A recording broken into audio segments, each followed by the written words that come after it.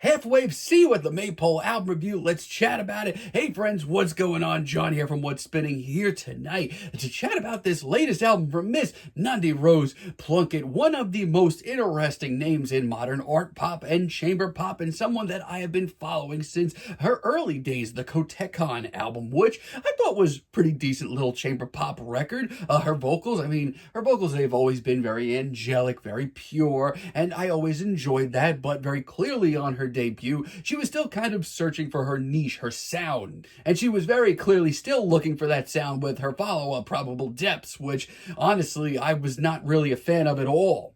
I respected Nandi really branching out, trying new things, experimenting a little, but the reality is I felt that it just didn't sound too interesting. So much so I almost just wrote her off entirely, but I'm glad that I didn't because her next album, Lavender, really caught me off guard. I thought it was one of the better records of the year, honestly. It's easily also her most sweet and intimate recording, and just the production of this thing, there's so much to love about it. So much so that I was really surprised when she followed it up very shortly after with The Caretaker. And honestly, still to this day, I don't find the album that exciting. There's moments of brilliance, but overall, this thing sounded very incomplete. But as the years rolled on, I still listened to Nandi's music quite a bit, and I always thought that she had a bigger, larger-than-life album entirely inside her, and let me tell you, she did, and dropped it in 2021 with one of the best art pop albums of the last decade with Mythopoetics. Here, Nandi really took her sound and molded it into these arena-sized recordings, and tracks like Swimmer and Party's Over blow my mind to this day. They are so good.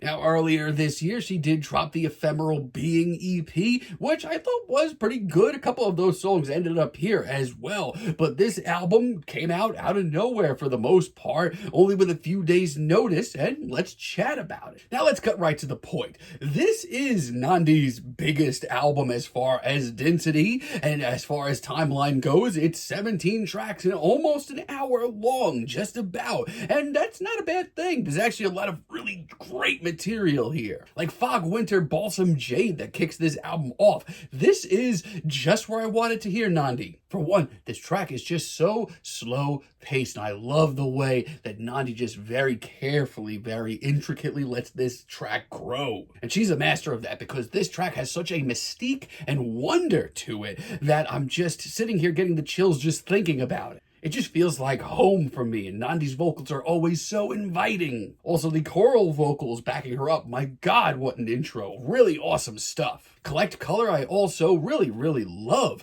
I mean, just hearing Nandi's incredible vocals just tear through these very ambient soundscapes, that alone is exciting. The vocal layering on tracks like this also, my lord. And let me tell you, this track just opens up really in a classy way. The elegant pianos, the warm and sunny atmosphere, Nandi's vocals. It's absolutely gorgeous, and I-90 might be my favorite track here. This is absolutely breathtaking. Now, Nandi's music, when it comes to, patience, you definitely need a lot of it. A lot of her songs, they aren't the most revealing at first. You need to sit with them. And this is another very delicate, very hushed track with a lot of vocal layering. And in moments like this, I'm kind of blown away. Nandi sounds like she's on a different level entirely. She has such a presence to her, and this track overall is incredible. Also really do love Figurine. It's one of the more subdued tracks here. It's mostly just Nandi and her piano for the most part, but she's done a lot of tracks like this over the years, and this is just a really great sound for her. It is just, God, it is so sobering to listen to, even angelic at times. I really do love Heartwood as well. It's one of the lighter and daintier and even playful cuts that you're going to hear from Waif on this record. But it is, once again, vocally just packed with so much raw emotion and devotion and love and wonder. And lyrically, for Nandi's style, this is actually a pretty commanding performance. I'm obsessed with it. For a more whimsical sound from Waif, I love this track. Also, Big Dipper, which showed up on the Ephemeral Being EP earlier this year. My thoughts really haven't changed on it. I still think it's a fantastic single. I love how hushed this track starts off, but let me tell you, there is a little guitar on this track, and for Waif, it comes off almost a little gnarly. It's one of the most unique sounds on this record. However, let me tell you, Because this album is so long and so many tracks make up its track list, there are some sore thumbs here, more than I'd like, honestly. Like, so far it's been smooth sailing, but then Shirt Sleeves rolls around. This is rough. This is a toss-away interlude that's way too heady for its own good. It's odd. I'm all for Nandi taking some risks, but this is just a flop in my book. Sunset Hunting, on the other hand, this is just not my cup of tea. Like I said before, there are a lot of tracks from Nandi that you have to sit with, but usually by the end of the cut, whatever it is you're listening to from her, there's a big epic conclusion. But then we get a track like this and it just kind of meanders around and it doesn't progress. It comes off one note, dare I say phoned in. Even worse, it sounds like a cut from her early days when she was still trying to figure out her sound. Violet Light, once again, it's just not for me, really. Once again, we have Nandi spreading her wings here, trying a little something different. But it ends up being more grating than anything, and it just makes me pine for where she's been. A lot of the same issues with Velvet Coil. This track just doesn't really excite me. It's nothing bold or new. And yeah, it's pleasant while it's on, and there's some vocal moments that give me the chills, but good luck remembering any of it. Also, Mother Tongue late in the album, it's just kind of okay. It's not the most exciting or wild cut here, which is almost never the case with a half-wave track. They're usually pretty mellow. But there is just so much better material on this record that sounds genuinely progressive. This just seems kind of left out. Oh man, I just really wish she trimmed this down before releasing it, because when Nandi is on here, there are some truly great ideas. Like Dust, for example. This track is so freaking cool. There is so much drama to this cut. The mysterious synths in the background, the tense pacing, this almost sounds like a late Chromatics track. It may be my favorite deep cut of the record, and I hope that we hear more of this sound because it's so freaking cool. It's also one of the very few tracks on this record that give me that big sound that Mythopoetics had. Slow music is also very charming and sweet. It's one of the lightest tracks on this record, which is absolutely saying something. My God, the atmosphere, the production, the sound play. It ends up making this track one of the most mesmerizing and kaleidoscopic moments on here. Maybe even as far as going as saying a mission statement for the record. It's beautiful. Ephemeral Being, honestly, my thoughts haven't changed much on it. I still think it's a great track. It's whimsical, and I do really enjoy the production on this track. It's a little bit more current and hip sounding. It's just so smooth as well. I mean, Nandi's vocals by the end of this track just melt into these synths. The Museum, big single for the album leading up to it.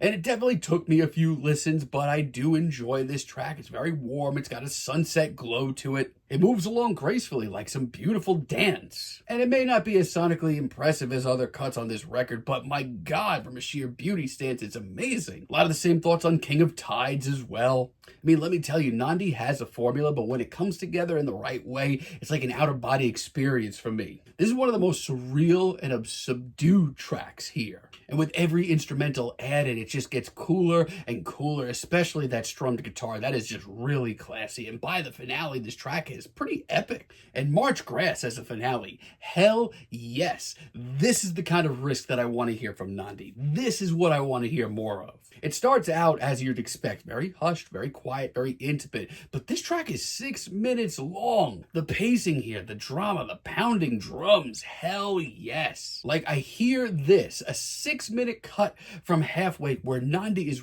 really, truly exploring her sound and seeing how far she can push it. And then I hear some of the earlier experimental cuts, and I really like them even less. It's triumphant, it's epic. Let's hear more of this sound in the future. Hell of a finale. Overall, I mean, when Nandi is on point here, she is still making larger than life and truly incredibly breathtaking art pop and chamber pop. The only issue with me here is, I mean, this is 17 tracks and almost an hour long, and there's a handful of them that very easily could have been shelved, and this record would have been very much more enjoyable, at least for me. I mean, still, her ideas are incredible, and she's one of the more interesting art pop artists out there, but this is not her best crop of songs. She can do something a lot more consistent. Not only that, but some of the experiments here are just more grating than anything. But for now, I'm feeling a light 7 on this album. Let me know what you all think down below. If you liked the video, be sure to give us a like, give us a subscribe, and let me know down below what you would like for me to chat about in the future. And until next time, have a great day, friends.